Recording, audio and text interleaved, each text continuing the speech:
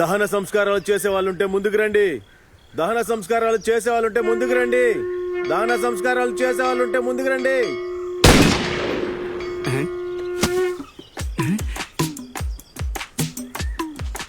బాబు, అమ్మకి ప్రభుత్వం మర్యాద చేద్దాం అనుకుంటే పోలీసు వాళ్ళు ఒప్పుకోలేదు. గన్ సల్యూట్ చేయడానికి పిట్టలు కొట్టే వాళ్ళని ఏర్పాటు చేశాను. వాళ్ళు అలవాట్లో పొరపాటుగా కాకిని చంపేశారు. ఇదంతా అవసరమా? సారీ బాబు, గురి తప్పింది. గురి తప్పలేదు సామే, అమెరికాని కరెక్ట్ గానే కాల్చాడు. థ్యాంక్ యూ సామ్యూ. సేమ్ టు సామ్యూ. బోర పుట్టాడా?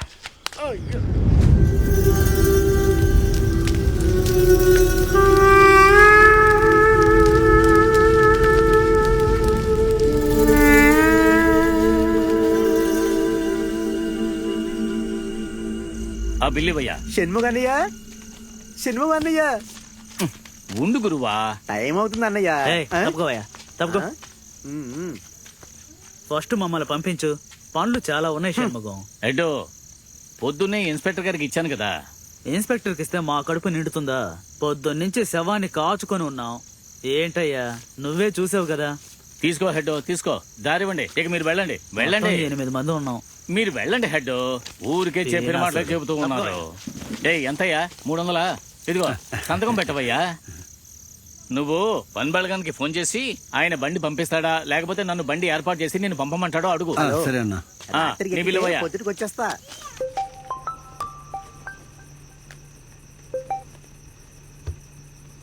చెప్పరా మావయ్య, ఇక్కడ పని అంతా అయిపోయింది. నువ్వు వస్తావా, నన్ను బండికి పంపించమంటావా అని షణ్ముగాన్ని అడుగుతున్నాడు. ఇక్కడ కూడా సమస్య తీరలేదురా.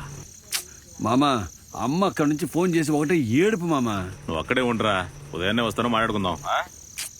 వచ్చి తగలడు.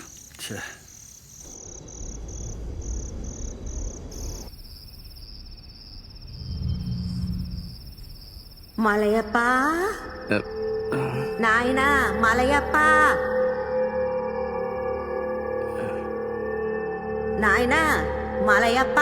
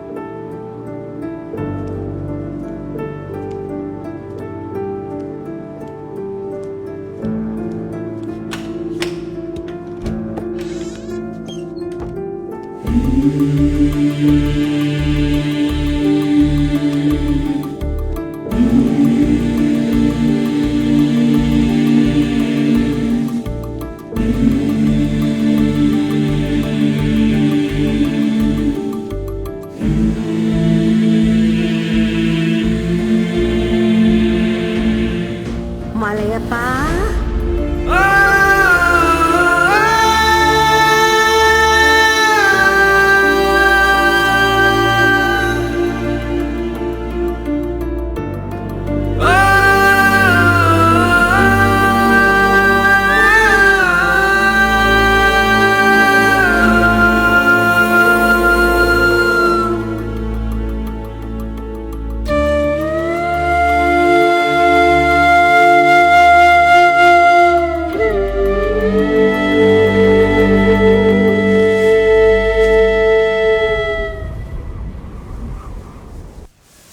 షణ్ముగన్న, ఏంటయ్యా? మా మావయ్య వచ్చేసాడు. నమస్తే అన్న. పన్బు, బాగున్నావా? బాగున్నాను. వెటన్నా నేను బాగానే ఉన్నాను. మాట్లాడుతూ ఉండండి, నేను మలయప్పని తీసుకొస్తాను. ఏం మావయ్య, నువ్వు చెప్పేది చూస్తుంటే ఎవరికో ఉపచారం చేయిపోయి బాగా ఇరుక్కున్నావు అనుకుంటా. అనుకోవడానికి ఏముంది, బాగానే ఇరుక్కున్నానుగా. వచ్చేటోటి సౌదీ రిటనా. సామి, దానికి ఎంత పెట్టు. ఇది ఎక్కడ ఉన్నాయన్న? ఏమయ్యా? ఎక్కడ ఉంచమంటున్నానుగా. సరే ఉంచేవయ్యా. ఏమయ్యా, ఇతనే పన్బళగన్. ఇతను మలయప్పన్, సౌదీ నుంచి వచ్చాడు. ఓ, మీరే వానరా? అవునండి. ఇదంతా చెప్పండి, నేను కొనుక్కుంటాను. ఏమండే, ఊళ్ళో ఎన్నో వ్యాపారాలు ఉండగా దీంతో ఎందుకండి మీకు వ్యాపారం? ఇక్కడ మీకు ఇవన్నీ సెట్ అవ్వండి. ఇక్కడికి దీన్ని తీసుకొచ్చి ఫిక్స్ చేశాక మీ ఊర్లో కరెంటు పోయిందిగా, అట్టాగా అన్ని ఊళ్ళలో పోద్ది. దేంతో వ్యాపారం చేస్తానని ఎవరన్నారు? తర్వాత అన్నా, మా అమ్మ చివరిగా ఇందులోనే ఉండింది. దీన్ని గుడిగా భావిస్తున్నాను. రేట్ ఎంతో చెప్పండి, మీకు 10 రెట్లు ఎక్కువ ఇస్తాను. ఏమండి, దీంతో మీరు వ్యాపారం చేస్తానంటే రైట్, మీరేంటా అంటే దీనికి గుడి కడతామంటున్నారు. దీనికి నేనేం ధర చెప్తానండి? దీంతోటే మీ జీవనోపాధి నాకు తెలుసు. ఏదో చేతిలో పెట్టి తీసుకోవడానికి మనసు రావడం లేదు. ఓ నిమిషం ఉండమనండి. ఒక్క నిమిషంలో వస్తా. ఏమయ్యా పన్బు, అన్నిటికో ధర ఉంటుంది. దీనికి ఎంత కావాలో చెప్పు. అన్న ఇదే సెకండ్ హ్యాండ్ అన్న. ఒకడికి వడ్డీకి డబ్బు ఇచ్చాను, అక్కడి నుంచి అసలు రాలేదు, వడ్డీ రాలేదు. అందుకే దీన్ని తీసుకొచ్చి వ్యాపారంలో పెట్టాను. ఏదో ఒక ధర చెప్పి పని పూర్తయ్యేలాగా చూడు. ఏంటో సమీ, వెళ్ళండి, వెళ్ళి స్నానం చేయండి. సరే అన్న. వెళ్ళండి. ఇదిగోండి, నా వల్ల అయిందే. ఏదో ఓ ₹1,00,000 ఇస్తున్నా. అంటే ఇది చాలా ఎక్కువ అండి. 20,000 ఇవ్వండి చాలు. అమాయకుడు దొరికాడు కదా అని మీదకి తొక్కేయకుండా ఒప్పుకుంటున్నారుగా. ఇదిగో తీసుకోండి. తీసుకోమంటున్నానుగా. నాకు డబ్బేం వద్దండి, ఓ చిన్న సాయం చేస్తే చాలు. ఏం సహాయం? రేయ్, రేయ్, ఇట్రా. అనవసరంగా వచ్చి ఈ వడ్డీ వ్యాపారంలో ఇరుక్కున్నాను. నాతో పాటు ఊరికి వచ్చినందుకు ఈడి మీద కూడా కేసు పెట్టారండి. ఇప్పుడు ఈడు నాతో పాటు వస్తే ఈయన్ని కాపాడడానికి డబ్బు మొత్తం ఖర్చు అయిపోద్ది. దయచేసి డబ్బు మీ దగ్గర ఉంచుకోండి. ఓ వారం పాటు వీడిని మీ దగ్గర పెట్టుకుంటే మీరు నాకు చేసే సాయం. ఏంటి మామ ఇది? ఆల్రెడీ 3 రోజులు ఇక్కడ అవస్థ పడుతున్నాను. ఇంకా ఒక వారం ఉండమంటావా? అక్కడ ఏ సమస్య అయినా సరే నేను చూసుకుంటాను. నేను మాట్లాడుతున్నాను. ఒక్క నిమిషం. ఆయన చెప్తున్నారుగా ఏదో సమస్యని.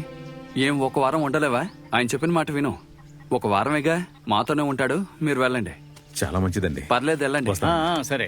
రేయ్, అన్నా, ఇందాక చెప్దాం అనుకున్నాను. రేయ్, ఇదిగో ఉంచుకో. ఏంటది? అదే ఇక్కడ ఉంటాడు కదా, ఖర్చులకు డబ్బులు ఇద్దామని. ఆయన ఒక వారం ఉండడానికి నువ్వు ఇచ్చే డబ్బులతో అన్నం పెడతానా ఏంటి? మీకే 1,00,000 సమస్యలున్నాయి. అదే అక్కర్లేదు, నేను చూసుకుంటాను. మీరు వెళ్ళండి, బయలుదేరండి. అన్నా, ఇది మీరు ఎక్కడుండే చూసుకోండి. నేను ఇంటీరియర్ ని రమ్మన్నా. ఇల్లు కడతావా? ఇల్లేం కాదు, రేపేం జరుగుతుందో చూడు.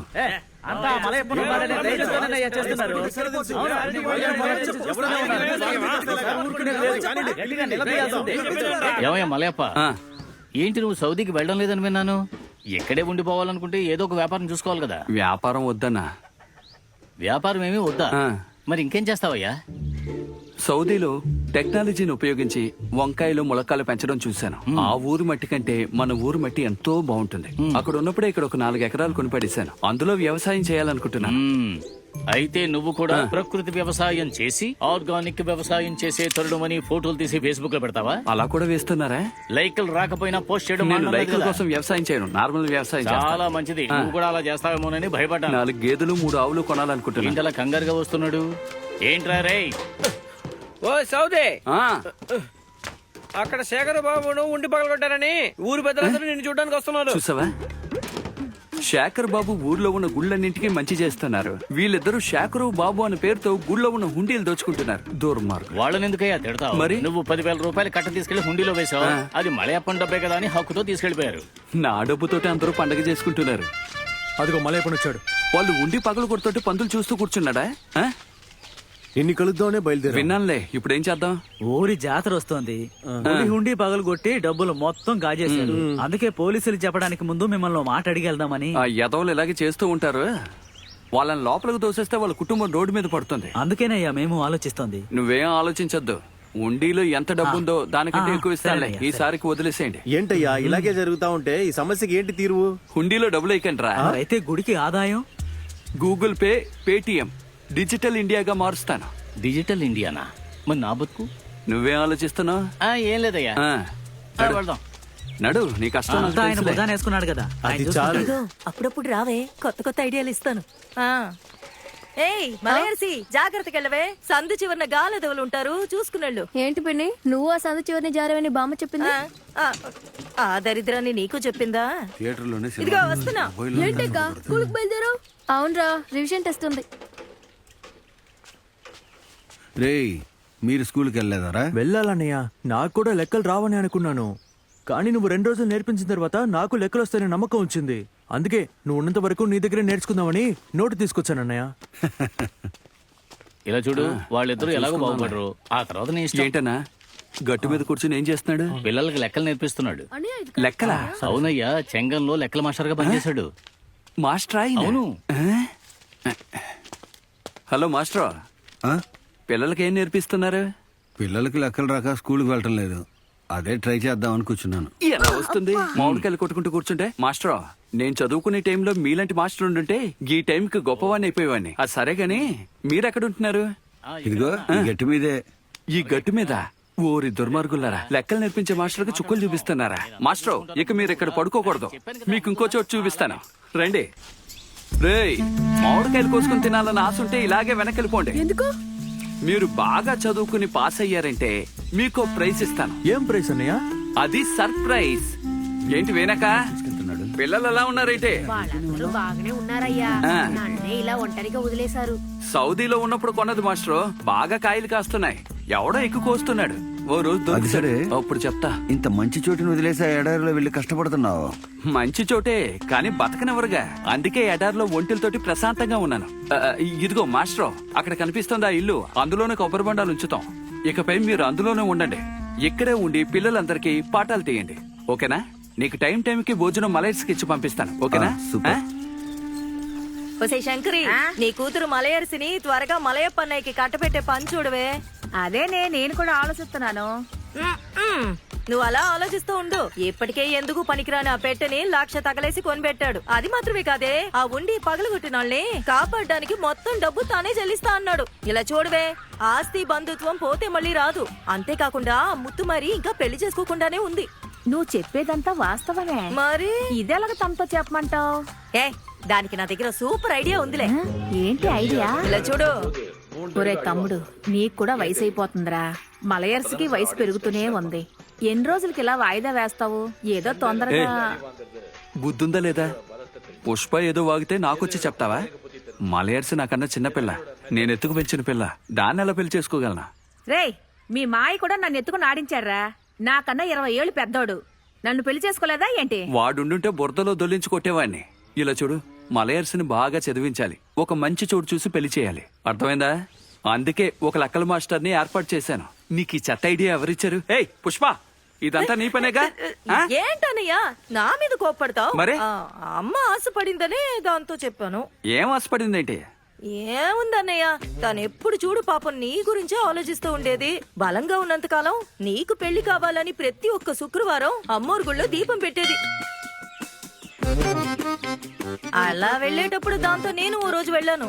అక్కడ తనకి పెళ్లి అవ్వాలని దీపం పెట్టడానికి వచ్చిన ముత్తుమారిని చూడగానే అమ్మకి అమ్మోరు వచ్చిందన్నయ్య. అమ్మోరొచ్చిందా? వచ్చేం చెప్పింది? ఏ ముత్తుమారి, నేను అమ్మోరుని వచ్చాను. నా కొడుకునే వద్దంటావా వగల మరి? ఈ జన్మలో నీకు ఇంకా పెళ్లి కాదే. ఆ రోజు అమ్మ ఇచ్చిన శాపం వల్లే అన్నయ్య ఈ రోజు దాకా ఆ ముత్తుమారికి పెళ్లి కాలేదు. అమ్మ అంత పని చేసిందా? అంతేకాదన్నయ్య, నా మనవరాలు మలయర్సిని దీని కళ్ళ ముందే నా కొడుక్కిచ్చి పెళ్లి చేసి పెట్టి పుట్టబోయే పెట్టిని IAS చేస్తానని శపథం చేసింది. పాపం అది అనుకున్నది అవ్వదనుకుంటాను. తప్పే.